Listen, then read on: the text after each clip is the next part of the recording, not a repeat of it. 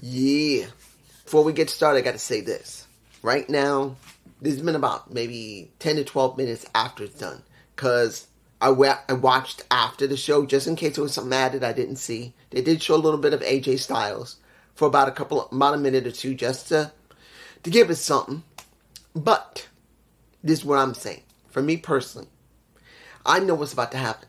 Right now, all the podcasters, they're all finished checking their notes, crossing the I's and T's, getting their gear set up, making sure the computer's working, the cameras are working, their webcam's working, the OBS is working, and they're pretty much, really enough, I've never used OBS.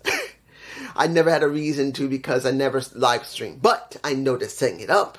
They're getting the timers ready. They're getting everybody they want to talk to ready. Like JD's getting Jesse, the Wrestling and Podcast is getting everybody together.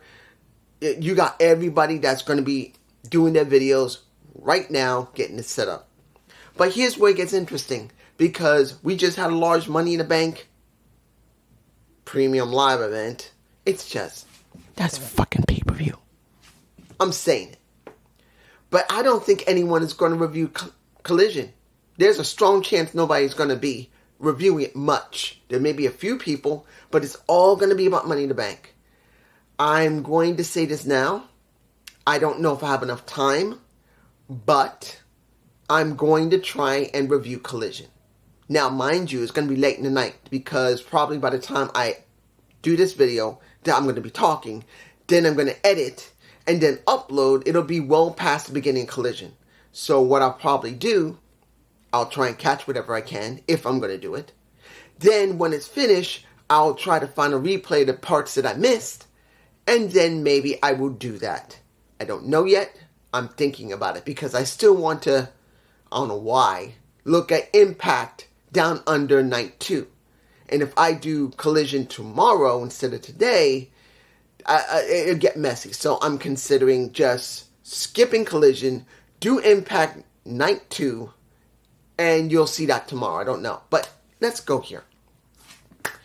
What did we get in this show? My goodness. We got a lot more than what we expected.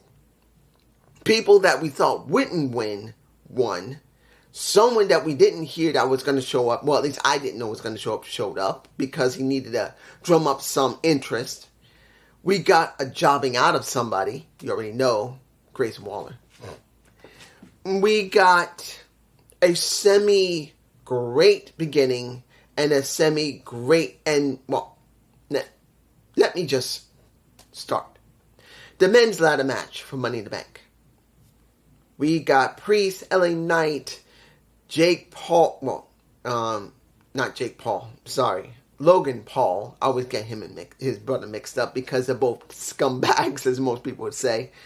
We had Ricochet. We had Butch, the Pete Dunne, Santo Escobar, and Shinsuke Nakamura. Now, was this a good match? I'll say this was better than the last ladder match I've seen on WWE. It was better than the last one I saw. I'm not saying it was the most perfect one. It wasn't.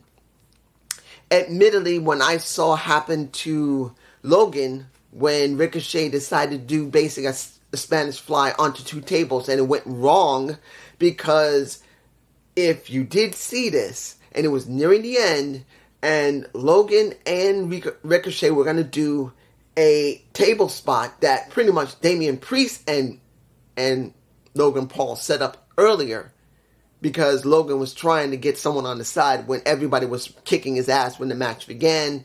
And then they did it again, maybe a couple of times more. They set up the tables. Ricochet and him were going to do the flip, a Spanish fly onto it. But since they were very uneven and unbalanced on the ring ropes, because they were literally straddling on the top ring rope and the second one. When they finally did get up high enough to do the flip, it was done incorrectly. And Logan's head legitimately went and missed part of the first table. Hit the edge of the second table. And the way he landed, and I believe I got a shot of it, cut his shoulder clean open. Now, it wasn't a deep cut, but you can see it. I believe it's there on his left shoulder. I knew he got hurt somehow. There was no way he was going to walk away without getting hurt. He got hurt. That table cut him open. Flat out, it happened. Now, I heard Just Alex was going to ride if Logan won. And I'm sure he's happy beyond anything that Damian Priest is the one to get the title. Well, basically, it's basically a title. You fuck this up, you're an idiot. Unless you're over really well and you don't have to worry about it like pretty much like John Cena, who we did see later. He forgoed his Money in the Bank and was willing to lose it because he didn't need it. He was that over. But let's see what we get when it comes to Damian Priest. But during this match, it was good. I'm not saying it was bad. It was a good match. I will say this. The person who really did want to win was LA Knight. He was so over, guys. When he came out, they were chanting his name loudly. If Vince does not get it through his thick head, because not Triple H. Triple H would already pushed him. This is Vince. If Vince cannot see that LA Knight is money, and like I said, I still don't believe LA Knight won't be kicked out of the WWE. I don't trust Vince. I know one person in the comments said, dude, aren't you tired of saying Vince this and Vince that? It's my responsibility to any new fan of wrestling, any fan that's well known, a hardcore fan that looks at my stuff. I'm going to tell you the truth. It's not the point of how many times I have to say it. It's the point that I gotta say it. Remember, it's about relevance. Vince is relevant because he does not care about the business and he really messes things up. It's been reported, so I gotta say it. But if Vince can't figure it out, that LA Knight is one of the best commodities and he releases him when they start doing their, remember, they are going to start cutting soon. If he's not gone, I will be surprised. I'll be glad he stays, but I would not be surprised if he's gone because Vince got rid of him, not Triple H. Because Triple H has no control. Let's move on to the... What the hell did I just see? I'm confused. I'm telling you right now, I'm confused. We got the Women's Tag Championships. Unified Tag Championships. Liv and Raquel versus Shayna and Ronda. What the hell did we get at the end? Did we just get another Cody and Brock Lesnar moment? Because that's what it looks like. Guys, it's not about the match. The match was so-so. It wasn't bad. It wasn't good. Okay? Seeing Liv Morgan in the Union Jack colors, I'm not too surprised. She kind of would do something like that. And she got over because of it. No problem. No, I'm not griping it. But you just had Shayna Baszler legitimately nail her partner for all this time. Her partner that has been in her corner all this time where there's been no dissension, no attitude, no problems. There's been nothing. If it was like in the beginning before they became tag champs or even tagged together. Remember, before Raquel, no, not Raquel, but when you see Shayna going up against Raquel and going up against Liv Morgan and going against everybody else and losing, you see a Ronda Rousey basically trying to smack her in the face saying, hey, wake up. You used to be one of the best. You used to be the Queen of Spades. And if she had kept giving her an attitude, I can see a Shayna Baszler turning on Ronda and having an issue with her. But there's been no issue. They have been dominant. They both went away because they both got hurt. They both came back. They both became tag champs. And they both became unified tag champs. And now all of a sudden, out of nowhere, because Vince probably wanted to have a screwy ending because it made no sense for Shayna to turn on Ronda. Shayna nails Ronda in the back of the head, chokes her out, makes her completely loopy, and then Raquel and Liv win.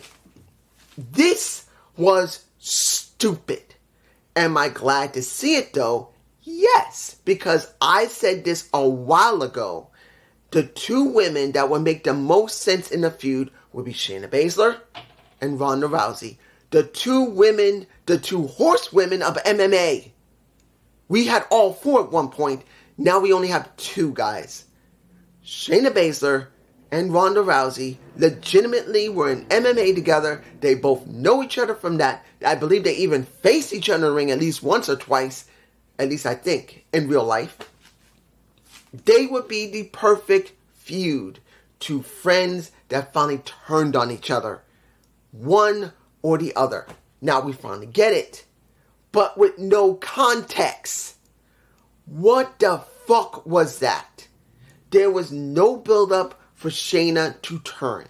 There was no reason for her to turn. They just came back, maybe at least easily a month ago, or several weeks ago. I can't remember how long it's been since they came back. Several weeks, or at least a month or two, I think. They won the tag champs. No, I mean they won against the tag champs. Then they unified the titles against two Isla Dawn and Alba Fire. Jobbed to both of them. They jobbed. They never went back to NXT to drop the titles. They stayed on SmackDown and they jobbed to Shayna Baszler. They jobbed to Ronda Rousey. They gave up their titles and there's a good chance they're both going to probably sit in the back and catering now until they're released. There was no point for them to job. What do we just get? This was stupid. Now, like I said, is it good to see it finally happen? Yes. We will finally get a, hopefully, a proper feud between Shayna Baszler and Ronda Rousey. Hopefully. Because there's a big question, will we get it? Because I don't know. I have no idea how they're going to book this. I don't know if they're going to do it correctly or not. Because there's a strong possibility it'll just be something thrown together quickly to go into, guess what? SummerSlam. To give both these women a moment that might not be at the main event. I'm just saying, it's stupid. Let's move on. The match that I felt, the single match that I felt, that was the best of the show, was Matt Riddle versus a Gunther for the IC title. Let's make this clear. We knew that Gunther was going to win. But it's going to count on how the match was going to flow, how well Riddle was going to get over with the crowd, how well Gunther was going to get over with a lot of hate, and using Matt Riddle's injured left ankle that Gunther had caused in the first place. It was damn good. It's a good match. But it was so predictable. That's the problem here. Guys, we know Vince, I'm saying it, not Triple H. He wasn't one who mandated this. Vince wants all the old and long-lasting records removed. He wants to restart them all over again with modern, more contemporary people at this time. He didn't do it in the 2000s. He decided to do it now. So we know Gunther is going to hold on to the title until he breaks a honky-tonk man's time of 2 years. It's coming. The question is, will it mean anything? Now, this match revolved completely around Matt Riddle's ankle.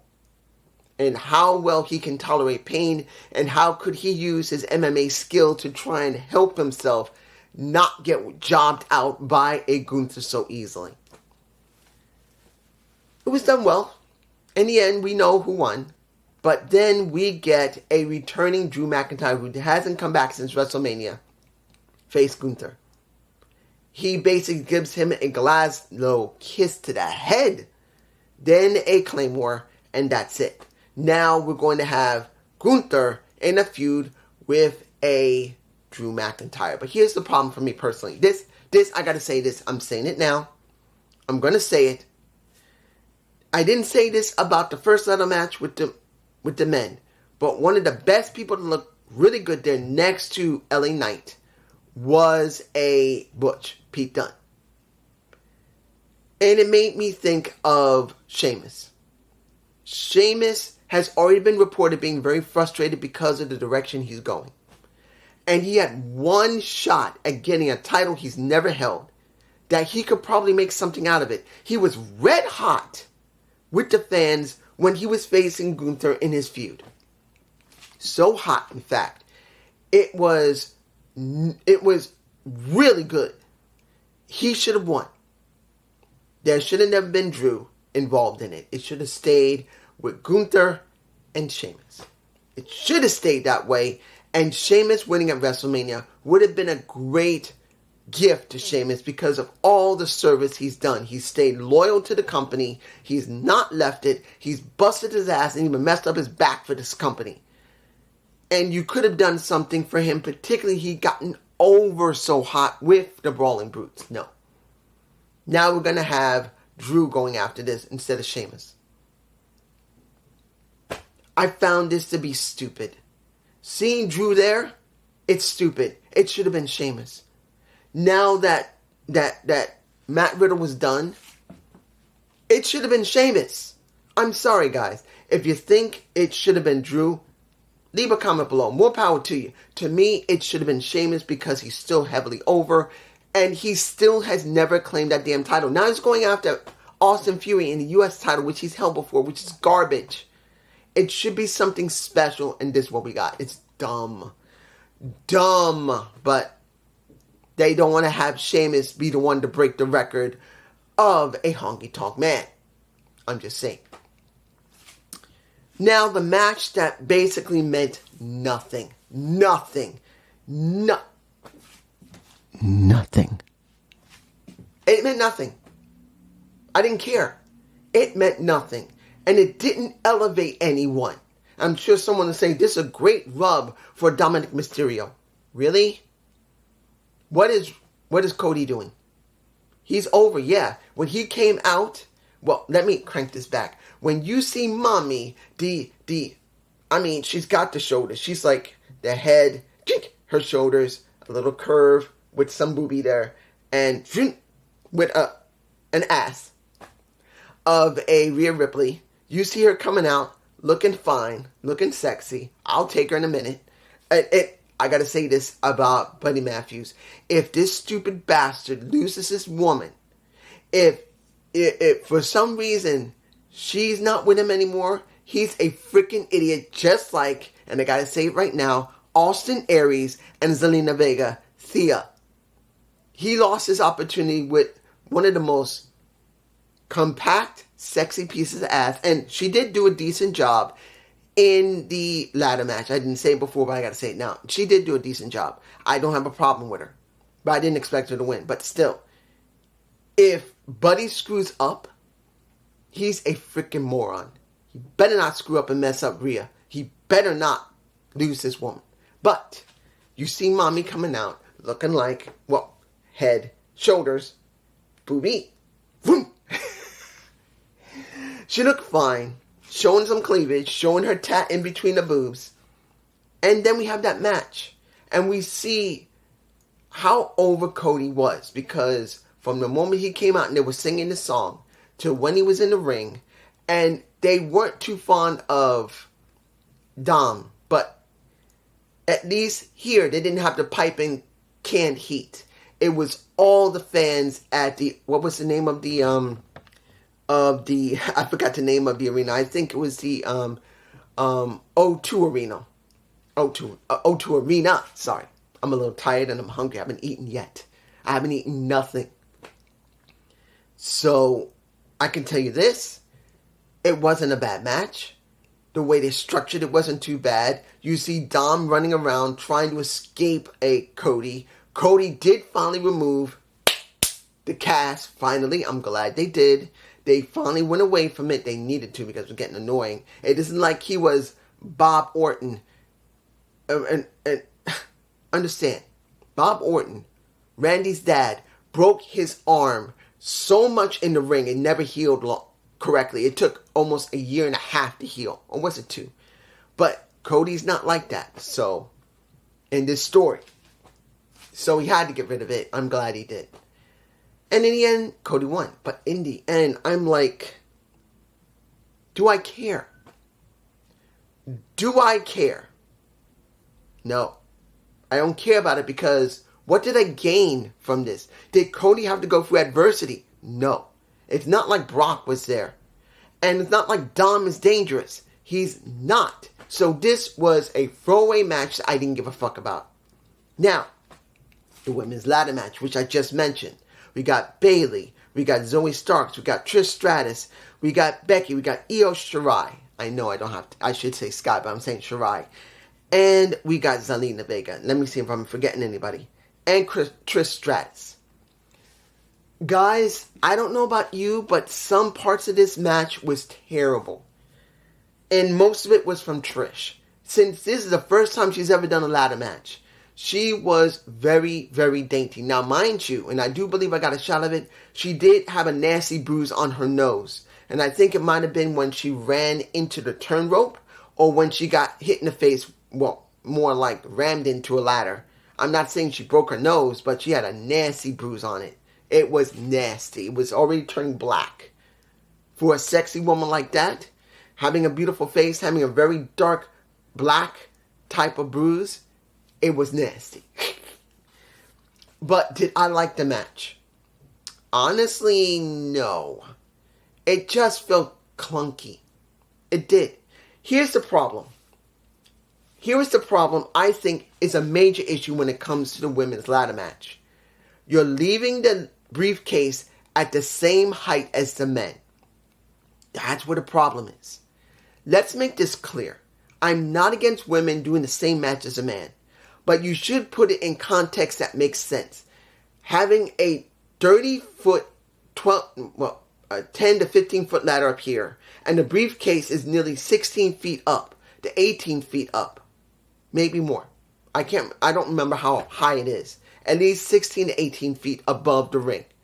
You should bring that down by 5 feet and make it a little more easier for these women with lower ladders to climb it. Because let's make this clear. Because the ladders were so tall and it's more difficult for them to do it. And I'm not saying that women can't climb ladders. Guys, they can climb up, they can climb down. There's no problem with it. But we are talking about women who are smaller. Remember, Zelina Vega is maybe 5 foot tall, or 5'2". Io Shirai is not too much taller than Zelina Vega. Zoe Starks, if I remember correctly, next to Bayley are the tallest women there.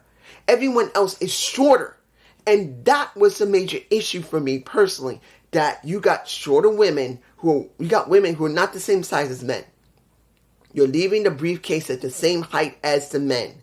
And it makes harder for women who are much shorter than the men to keep climbing these ladders that should have been brought down by at least a good 5 or 8 feet. To make it easier for them to climb the ladders, to not make it look so damn awkward, to not make it so hard for them to get up the damn ladder. Look, seeing Zoe Stark nail a Zelina Vega the way she did, I can't remember which move she did, but she nailed her really well at one point and made her roll outside the ring and splat. Seeing that Becky Lynch basically splatted I can't remember what move she used, but she used a move to basically splat a Trish Stratus onto did she jump on her? Or did she just do a Alabama, was it an Alabama slam? Or was it a Death Valley driver? I can't remember. But pretty much she slammed her and she falls off the ladder. Now, there's no problem with those heights. That's at the ring rope or below the ring rope and on the floor. But you are talking about a ladder that's nearly 15 or 16 feet up. And then the briefcase is at least several feet more high than that. You need to make the ladders shorter. You need to make the briefcase lower. Because it just doesn't feel right. Not that I'm against it. But you're talking about women who are just not very tall doing this match. You got to put it in perspective. In the end, Io Shirai, and this is where it gets interesting. Before that, I just remembered. Before that, we get Zoe Starks fighting with Becky along with Trish. You get pretty much Becky getting a handcuff. Doesn't get locked onto anybody. Fine. I knew they were going to do something with it. There's no way they wouldn't.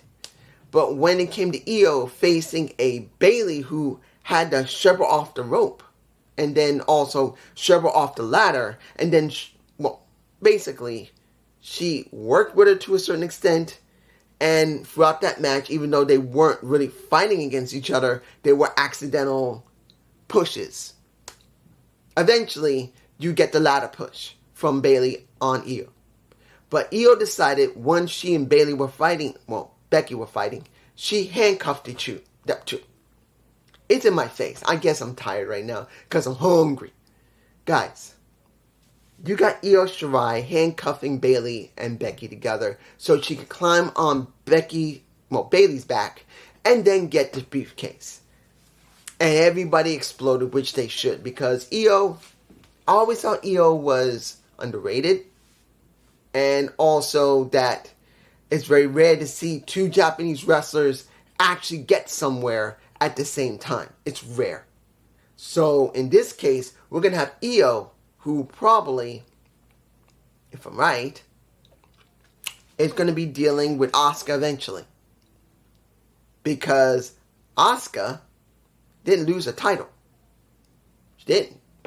So we're going to see what's eventually going to happen. But I got to say this, it felt sloppy and it felt choppy. And it should have been lowered, the briefcase, so they could use shorter ladders, not something super short. It could be at least 10 feet or more. But it doesn't have to be so big that a 5'2" woman or a 5-foot woman has to struggle to actually move the damn ladder because they can't, because they're physically not strong enough. Okay. Seth Rollins versus Finn Balor. This was not the best match of the night. That was the IC title. The world title was alright, but it was more about the story than it was about wrestling because of what we got with the story of 7 years in the making for a Finn Balor and a Damian Priest. Let me give it to you like this. Seeing Damian Priest win the Money in the Bank ladder match with black eyeliner threw me off. Guys, he's wearing black eyeliner. And it threw me off. I don't know why. It just did. And when the match was going on and then he came out and it looked like he may cash in or maybe try to make it a triple threat, I was going, okay, this might be interesting. Because I'm like, during the match, and they were trying to emphasize Seth's ribs because of what Finn's been doing, I thought we were going to get the Demon. Why didn't we get the Demon Finn? Because I think that would have been the better person to deal with this match. Not the regular Judgment Day Finn. It should have been the Demon Finn. But no, we get the regular Finn. And then when Damian Priest came out, I'm going like, yeah, now we may get a triple threat. I think a triple threat may help here. I think it might. Because it feels like something's lacking here. It's lacking. I'm not saying the match was bad. It wasn't. It was a good match. But it felt like it needed something extra. And it wasn't going to happen. Damian Priest didn't cash in. He distracts Finn when Finn had the opportunity to do basically the coup de grace. He walks up to him like he's going to do something while he's holding the briefcase. Finn looks at him. Then he backs off. Finn jumps. He misses his chance. He gets a stomp after doing 5 or 6 coup de grace. 5 or 6 of them. That should have been enough to get rid of a Seth Rollins. Nope. Now both of them are angry at each other. So when Monday Night Raw rolls around, we're going to see Damian Priest angry. Well, he's not going to be angry, but Finn's going to be angry because they were arguing at each other. And now they're saying that why? One of the good things on Raw is Judgment Day. And they're saying now the cracks are showing up in Judgment Day. Really? Really? It's obvious they're going to get Damian Priest out and they're going to probably bring in and JD McDonough. And I'm kind of mad about that because I would rather see Damian still there along with McDonough so there won't be some type of disruption when they add someone in and then eventually get rid of him. Because it just feels like they're just going to bring one in and then drop one out and then it's going to be a big mosh. And it shouldn't be. I'm just saying. Now, of course, if I'm right, JD McDonough is going to be the one that's going to nail Damian Priest on behalf of Finn Balor probably this Monday or maybe next Monday. Almost forgot. John Cena and Grayson Waller. We got John Cena coming out nearing the end of the show. I believe he was there because they're trying to drum up interest for WrestleMania coming next year to London. Because that's what he talked about. Johnny wanted to make it very clear he doesn't understand why the bosses, the brass in the back, which we know who it is, didn't see the specialness, the wonderful glory of England and how great the fans are and how strong they are. Ah! Let me give it to you like this. This segment was only trying to drum up interest to see if coming to England next year would be the wisest thing to do. That's what this was about. Because once Grayson came out trying to say it should be for Australia instead of England, where everyone was getting a little pissed because it's always kind of like, let's make this clear. You got the parent, which is England. You got Australia and you got America. Australia and America, you could honestly say kind of near the same amount of time. I think Australia has been around a little bit longer than America when it came to the colonies. I could be wrong. You guys can tell me if you're from Europe, which country was, well, which continent had more interest. Was it Australia first before the United States or North America, or was it the United States, or at both at the same time? I don't know which one. I think maybe both at the same time. There were already colonists in North America from the 13 colonies, and Australia when it came to basically the criminals being sent there, or actually innocent people that were being sent there because they just wanted to get rid of them as well as the criminals. I don't know which one came first, but England didn't like hearing Australia. So let's make this clear. Grayson put over Johnny and made it very clear, if you vote for me, if you consider what I'm saying, that Australia, WrestleMania Australia, or Wrestle Australia should be it. You should do this because I'll make you relevant again. Because you're so irrelevant, particularly most of your movies are not doing so well. Guys, I knew he was the sacrificial Grayson Waller. Let's make this clear. Did you actually think Grayson Waller was going to job? Of course you did. You knew he was going to job. Of course, John Cena had to take a bump, which he did, because Grayson made sure he took a bump.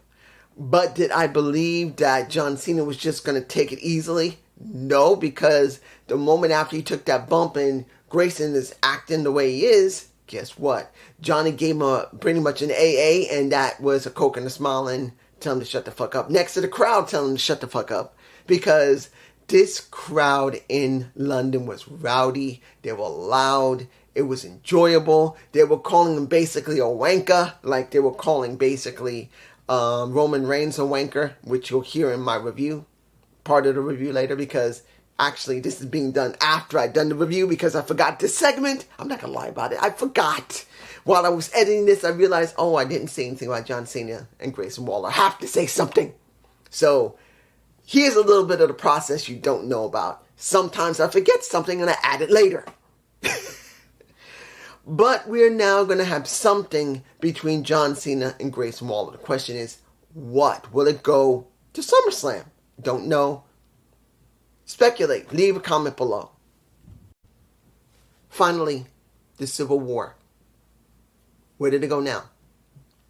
We get the Usos versus Solo and Roman Reigns. This was the longest match, I believe. Longer than both of the ladder matches. It felt even longer than them. We get this. We get the Usos really over. We see Solo really being interested. And then you hear fuck Roman Reigns. And them fucking with, like they were screwing with Bayley, they were also screwing with Solo Sikoa. And I've got to tell you this. This was a very good match. It was slow at first, and it felt clunky because it was so slow. But they wanted to try and make it dramatic. We are talking about actual relatives. Guys, let's make this clear. Solo Sikoa is the legitimate brothers of Jay and Jimmy. And their younger cousin, which is Roman. Roman is younger than those two. And he's older than Solo. Because Jay and Jimmy are both the older the older members of that entire thing. Then there's Roman, then there's Solo, because I believe Roman is maybe 3 or 4 years younger than them, and then Solo's 8 years younger than his brothers, and probably 4 years younger than Roman. They are legitimate brothers, relatives, family. They wanted to make this as dramatic as possible, and it felt clunky at first for me personally. I'm sure everyone else is going to say that was great how they started it. It just felt very clunky for me. And I truly believe because of the clunkiness in the very beginning, it kind of fell off at first. But then they started building up into it and building and building. And the crowds truly got into it, truly got behind Jay. And I believe this is where the most important thing was. Because this should have been, and mostly was, about Jay. Because the first person that Roman brought in was Jay. They're saying that Jay is the one that was supposed to become the next head of the table. And at one point during the match, when Roman wanted to regroup with Solo and Paulie, what did Paulie say? What did he probably say? He said, "Do you see those two in there? You see those children in there?" Well, no. Those two are children. And one of them I can't even remember it. There was so much going on. But pretty much he was saying that they want to get rid of the head of the table. One of them wants to be the head of the table. Probably Jay. And that motivated a Roman Reigns until halfway to near a quarter way in when he was going to nail, I believe it was Jimmy. Or was it Jay? I think it was Jay, because he nailed Jimmy multiple times. He nailed him, but he couldn't pin him. Jay, the same thing, but he acted shocked when Jay, after getting a full Superman punch, and getting, first he got speared, then he got Superman punched, I believe. He kicked out, and Roman was in shock. Solo had to wake him up, and pretty much said, "Dude, wake up, come on, we got to go to work." And that's what they did. In the end, let's make this clear. Solo tried to take out Jimmy and nailed himself. He just screwed himself up after that. And then you see Roman get pinned. He didn't get submitted. And just in case you say, "Dude, what about the submission that Roman tried to do on Jimmy?" That was pretty good. Jimmy didn't fade. It wasn't badly done. But I'm going to say this. The person who did pin Roman was the right person. That is Jay. As I said, who is the true head of the table? This story has been culminating in the Usos facing their brother and their cousin. And now their cousin has been pinned. After 3.5 years, he's finally been beaten. And now they're saying, what happens now? The Civil War is over? No. Please. The Civil War is not over. It's just beginning. There is no way that they're going to actually end this storyline by bringing in the Alpha and Sika and say Roman is no longer the head of the table. It doesn't end that way. Them saying it doesn't mean it's going to end. It's just not. What's going to happen here is this. We're going to see something on Monday Night Raw where they're going to talk about this. It's going to be Paul Heyman probably will show up on Monday Night Raw and say something probably. Or it will be on SmackDown, since SmackDown's going to be live next week. Maybe it'll be there, but I think Paul will show up on Raw to say something, or maybe Roman will show up on Raw and say something. Don't know. It just depends on what Vince decides to do. But we will get everything on SmackDown. I'm telling you, the Civil War is not over. It's just going to get worse. But the question is this. What next for the story? Because Roman's been pinned, but does not mean the story is over. His next opponent, which probably will not be coming up, will have to be one of the Usos. The question is, will they book it correctly? Because now they had a tag match, unless they're going to do a couple of more, it's eventually going to be Jimmy or Jay that will be getting the shot at Roman. Now, will it be for the title? I don't believe it's needed. I know people are going to say, well, I don't want to see Jimmy or Jay go after the titles. I don't think it's going to happen. It's not going to happen. It shouldn't. It should be the moniker and the title of who is the head of the table.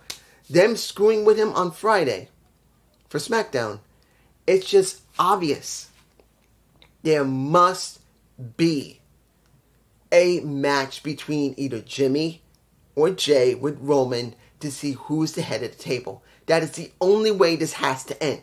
If they try to make it about the title, it's not going to work.